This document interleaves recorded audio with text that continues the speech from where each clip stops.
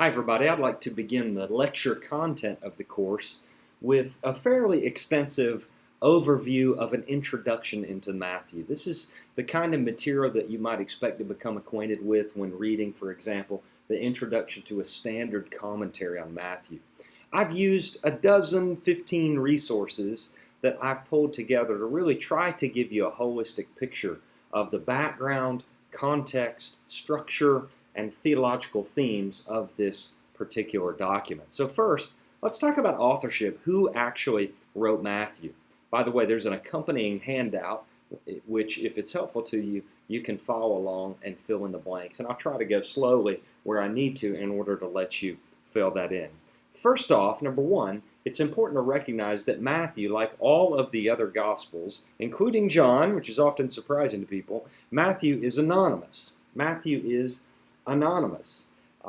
Even the titles that we have for each of the Gospels, which were most likely added later, read the Gospel according to, not the Gospel written by. So what do we know about whether Matthew really is the writer of this Gospel? Well, first, we know that the first references to the Apostle Matthew as the author come from two places. The first is a voice named Papias, who dates to about 110 AD, who is cited only in the 4th century church history by Eusebius. And the second is Irenaeus. And Papias is important because he refers to Matthew not as a gospel, but as the teologia, as the words of Jesus. So this has caused all kinds of speculation among scholars as to whether gospels were a thing at this early stage, or if perhaps Papias points to a time when there was a sayings source of Jesus floating about that perhaps Matthew had contributed to in some way. Now, in general, the scholarly consensus argues against Matthean authorship. And they do so on the following grounds. Number one, Matthew doesn't play a prominent role in the gospel. He only appears a few times. When the apostles are listed, the 12 apostles, Matthew, I believe, is number 8 in the lineup. So one might expect that if he was the author, he would play a more prominent role. Number two, like Luke, Matthew depends on Mark as his main source and does not appear to be an eyewitness to Jesus. So in Pentecostal explorations of the New Testament, for example, or any standard New Testament survey course, you study the theory of Markan priority, which suggests that Matthew is largely utilizing Mark, utilizing Q, and then adding some of his own material. Again, that's a lot of outsider information as opposed to the eyewitness viewpoint that Matthew would have experienced. Next, the concerns in Matthew seem to reflect the second generation of Christians. There's a fixation on the destruction of Jerusalem in 70 AD. Keep in mind, the average lifespan for a male at this time would have been 40 years old. So most likely, Matthew is written during this second generation and thus seems to reflect those concerns. Letter D, if Matthew is written after 70 AD, the Apostle Matthew is probably already deceased. And I think it's as factual as we can guess that Matthew is written after that date. And then finally, Matthew may be a word play in Greek on methetes, disciple. So it's another part of that theory. Now, let's talk on the other side of the coin through some of the evidence in favor of Matthew's gospel being connected to the actual Apostle Levi, Apostle Matthew. First is the fact that the author changes the name of Levi in Mark 2:14 to Matthew. Why that name change if Matthew does not have some level of significance to this document and this community to whom the document is addressed? Number two, Matthew was not the most obvious name to attach to this gospel. If it didn't originate with Matthew's testimony in some way, why wouldn't you call it the Gospel of Peter, for example, who is the most prominent disciple in the document? Three, it is difficult to imagine oral tradition circulating in Palestine and Syria that was later written down to become this gospel without some connection to its author. And then finally, Papias' statement, let us remember, may refer to Matthew as the central figure behind the traditions of the gospel, not necessarily its author, in the same way that the beloved disciple is given the stamp of approval by his church, his later community in John chapter 21. We could similarly see some layers of editing, layers of redaction, and even addition that go back in their seminal stages to the Apostle Matthew. What can we know about the Apostle Matthew from the actual text of Matthew? Let me give you three things. First key is chapter 13, verse 52, in which, unlike any other place in all four Gospels, the faithful Torah scribe with access or special insight to the kingdom of heaven is elevated. We have a Torah scribe who's been trained in the kingdom of heaven. Is that the author, given its unique shape in all four Gospels? Number two, Matthew combines conservative Jewish ethics with a focus on Gentile mission. This also unique among the four Gospels. And finally, Matthew's good Greek style suggests an educated Hellenistic Jew at home in the Greco-Roman world. This is the evidence all spread out, and you have to make your determination about who that evidence points to as author. Let's move on to the second section of our outline, which is the dating of the Gospel of Matthew. Now, Matthew, incidentally, is first in your New Testament because Martin Luther, 500 years ago, gave us our order of the vernacular New Testament, and he thought Matthew was written first. I think he was wrong, but that's why it is first. Evidence for a date after 70 A.D., which is the scholarly consensus. Number one, Matthew depends on Mark, so Mark would have had to have existed for long enough to Matthew and Luke to recognize Mark as authoritative in some way. And number two, Matthew is the only gospel to reference the ecclesia, the church, and Matthew does so twice. So this is a term that has become formulaic, and that takes some time. Letter of James, for example, the church is still the synagogue. Synagoge is James's term because church hasn't become formulated yet as the standard term for Christian grouping. Next is chapter 22, verse 7. In Jesus' little apocalypse in Matthew, may interpret the destruction of Jerusalem in 70 A.D. as God's punishment. Luke doesn't do that in the exact same parable. And so, again, the theological reflection has been given time to be codified and written down in the text. And number four, when we look at the evidence within the gospel that Matthew's church had broken from the synagogue, we see several pieces of evidence. Let me give you five. Number one, in chapter 7, verse 29, we see this focus on their scribes. It's one example where Matthew chooses a Jewish group and uses this third-person language, not your scribes, but their scribes. Number two, in a similar way, their synagogues is used 5 times in Matthew. Number three, Matthew intensifies Mark's polemic toward the Pharisees, including a lot of the same trajectories as Mark, but the language is more intense. It's more searing. Number four, whereas in Mark, rabbi is a positive name for Jesus, in Matthew, rabbi is only found in the mouth of Judas. So obviously it's not a term that's embraced in Matthew. And number five, to that end, Jesus in Matthew, and only in Matthew, explicitly tells the disciples that they are disallowed from taking upon themselves the name rabbi. So in summary, number two, the evidence seems to point to a date between 80 and 90 A.D., which is long enough for tradition to develop after the destruction of Jerusalem in 70, but also allows for adequate time for Papias to be aware of this teologia, of this source connected to Matthew. Let's talk next about location. Where does Matthew come from? Well, first, scholars suggest an urban center mixed with Jews and Gentiles for the location of Matthew's writing based on the following evidence. 3 points in your outline. Number one, the aforementioned tension with Pharisaic Judaism and the emphasis on Jesus mentioned to the Gentiles. So we've got to find a place where Jews and Gentiles are living together. There is some tension, and Christian Jews have begun to evangelize in Gentile communities. Number two, the Gospel Matthew uses the word city 26 times compared to only 4 times in Mark. So in Mark, we get little towns and villages such as Capernaum that have now become pole in cities in Matthew. This would suggest that Matthew is being written from an urban center. And then number 3, Matthew refers to gold and silver 28 times compared to only 4 times in Luke and 1 time in Mark. Again, cities are places of monetization where barter is not the going rule, but currency is used for basic transactions, and Matthew would seem to reflect that kind of context. Number 2, scholars have suggested a number of cities to meet these criteria. Caesarea by the sea, or Caesarea Maritime in northern Israel.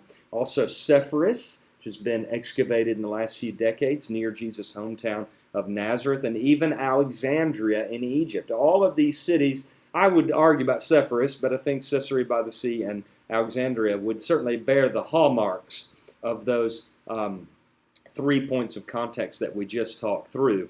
Number 3, the scholarly consensus's best guess is Antioch in Syria, which is based on the following evidence. First is a little note that you may not have mentioned before in Matthew chapter 4, verse 24, where early in the ministry of Jesus, the word about Jesus spread all over Syria. It's very strange because Jesus is remained in Galilee, very small geographic area, but Syria comes into the purview of the author right away, perhaps because the document hails from Syria. Number 2, in Galatians 2, verse 11, we find out that Peter is in Antioch. So Antioch is important enough at a very, very early stage of Christian development that Peter is there, Paul is there. Number 3, Antioch plays a formidable role in Acts chapter 11 and Acts chapter 15. Notice in Acts chapter 15, the Jerusalem Council, that the Christian Pharisees come down from Antioch. And there from Antioch, they debate this tension between Christian Jews and Christian Gentiles. And finally, 2 important documents, Ignatius of Antioch and the Didache, which are very, very early, especially the Didache, prefer Matthew. They are from Antioch and they prefer Matthew as their main gospel. For example, the Didache utilizes Matthew's version of the Lord's Prayer, not Mark or Luke. What do we know about Antioch? Well, we know first of all it's the 3rd largest city in the Roman Empire, with population densities higher than Bombay, India today, and higher than New York City. So a very condensed environment. Number 2, Josephus tells us that the largest percentage of Jewish people outside of Palestine was in Syria, and Antioch was the hub. So we have a large Jewish contingency there. And then number 3, evidence suggests that because Antioch was a melting pot, there was a lot of racial tension brewing, and therefore it would make sense that early Christian would participate in working through racial tension from Jewish believers to the Gentile believers that they are attempting to reach and then convert. 2 more sections here. The first is the structure of Matthew. You're probably aware of the first point there at the top of page 3 on your outline. Matthew structures his material into 5 books, which seem to point to Jesus as the new Moses. Moses gives the 5 books of Torah, and Matthew, the consensus for many decades has been that he has this 5-book structure. Now, Dale Allison notes that within this 5-book structure, there's oscillating movement between narrative and discourse.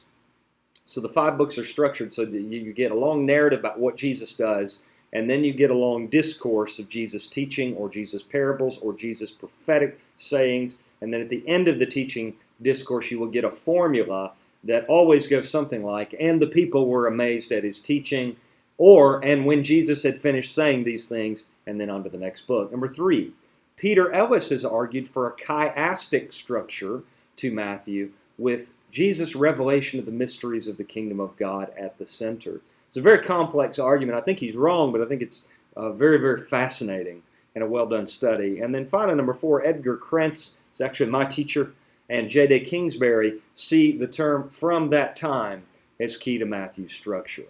And you can see the breakdown of that. When we mark out "from that time," we see the presentation of Jesus in the infancy narratives and the baptism by John and the movement to and from the wilderness. Then we see the ministry of Jesus and tension between Israel and Jesus in chapters 4 through 16. And then once again at the end of 16, we get "from that time," which moves us on into the journey of Jerusalem and Jesus' Passion Week. Let's move now into our final section, theological and thematic points of emphasis in Matthew. Number 1, Of course, Jesus is the fulfillment of Old Testament prophecy. We get that from the very beginning in the infancy narratives in chapters 1 and 2 with the formula, and so it was fulfilled. We even get at the end of chapter 1, and so it was fulfilled that he would be called a Nazarene. We don't even know where the writer got that prophecy. All kinds of theories about that, because you can Google, he will be called a Nazarene, and nothing like that is in the Old Testament. But it shows Matthew's commitment to Jesus as a fulfillment of prophecy. Number 2, the kingdom of heaven, and Jesus is king. The kingdom of God in Mark becomes the kingdom of heaven in Matthew. These things should be seen as interchangeable, these terms. And from the very get-go, Herod is incensed that there has been a rival king of the Jews that has been said to be born. So Jesus' first title there is king. Number 3, the shift from a Jewish to a Gentile mission in the Gospel of Matthew. In fact, in the Great Commission, those of you who have had Greek, you know that there is no difference in the Greek root for Gentiles and nations. It's ethnoi. It's the same word that gets used for each in Greek. And so the question has always been, is Jesus at the Great Commission saying, look, this didn't work out for the nation of Israel, so now go make disciples of all the Gentiles. You could translate it that way just as surely as you could translate it of all nations. And there are many turns toward the Gentiles in Matthew's gospel. So it's one of the questions. Number 4, Christology is key to Matthew. And we see this through 7 different titles or job descriptions that Jesus fulfilled. First is Son of God, of course. Second is Son of Man. And don't read in later debates about Jesus being fully God and fully man that are really important, and we believe and affirm that.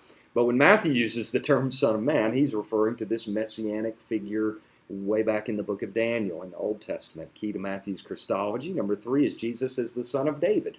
From the genealogy in chapter 1, David is at the center. So this is key to Matthew's very Jewish understanding of who Jesus is. 4th is Jesus as healer.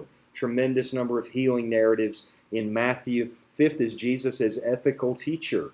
The Sermon on the Mount, of course, is famously in Matthew 5 through 7. Some of the same material as the Sermon on the Plain in Luke, because Luke is all about the egalitarianism of the Christian community, and Matthew's all about Jesus as the new Moses. So Jesus must give the new Torah, the sermon, not on a plain, but on the mount, just as Moses received the Torah from God on the mount. Next is Jesus as a prophet, and finally is Jesus as forgiver of sin. Discipleship is a key theme in Matthew. As we saw, the very author, Matthew, may just be a play on words on mathetes, on the Greek word for disciple. Where do we see this theme? Well, number 1, all the discourses in Matthew are directed to the disciples. Even the Sermon on the Mount, it would so seem. It's easy to think Jesus is teaching the crowds, but Matthew would lead us to believe the crowds are there, but Jesus is teaching his disciples about the Christian ethos. Number 2, Mark's disciples do not understand, but Matthew's do. They get it a lot more. In Mark, the disciples never get anything, but Matthew's disciples get it. Jesus even asks them at one point, do you understand all these things? And they say, yes, we get it. Number 3, Mark's disciples have no faith at all, but Matthew's disciples are ye of little faith. So there is faith present in the community of disciples. Number 4, the discourse on community life in Matthew chapter 18 include instructions for the church. And as we said before, the church then takes a central role as the community of disciples and discipleship. Next, there's a focus on scribes as a part of the community of disciples in Matthew's gospel. The disciples appear to be a small community in Matthew's gospel. Next, Matthew's presentation of discipleship often centers on Peter, and there's debate over whether Peter is simply a representative of the disciples, this representative figure, or whether he is actually meant to be a leader, a leading disciple among the band. And then finally, Matthew's vision for discipleship appears radically egalitarian. The last theological point of emphasis that I want to highlight is the Torah in Matthew. The Torah plays a key role in Matthew unlike any other gospel. I want to give you 9 points of evidence that the Torah remained important to Matthew's community. And most of these are just going to be chapter and verse that you can look up and see this playing out in real time. Matthew 5, verse 17 and 18, where Jesus says, nothing will pass away beyond the words of the Torah. So heaven and earth will pass away. My words will pass away. Not a jot and tittle will be dropped from the Torah. So there's heightened view of the law there. Number 2 is chapter 15, verse 17. Number 3 is chapter 17, verses 24 through 27. Number 4 is chapter 24, verse 20. Number 5 is chapter 23, verse 3. And number 6 is chapter 23, verse 23. So simply reading through that list will show you moments in the Gospel of Matthew that heighten the role, the presence of the Torah. Number 7 is Matthew 4 times uses the word anomia, lawless. He's the only Gospel writer to do this, to say that these things are fundamentally opposed to Torah. Number 8, we see a pronounced focus on controversies on certain points of Mosaic law, Torah law, in Matthew. And then finally, Craig Keener argues that the very structure of the wording of Jesus saying seems very rabbinic when you compare it to some of the rabbinic literature at the time, 4th Ezra, 2nd Baruch documents such as this. Evidence that Jesus has replaced the law. Places where we might assume Matthew is a replacement theologian. Let me give you 2. First is the fulfillment theme that we see, especially in Matthew chapter 5. But second is Jesus just frankly tends to bend Torah rules about oaths, about divorce, about retribution, things that seem very clear-cut and cut and dry in the Torah. Jesus is not so sure. So that would lead us to think that Jesus is doing something new. So let me give you 5 proposed resolutions to this data that seems rather disparate on first glance.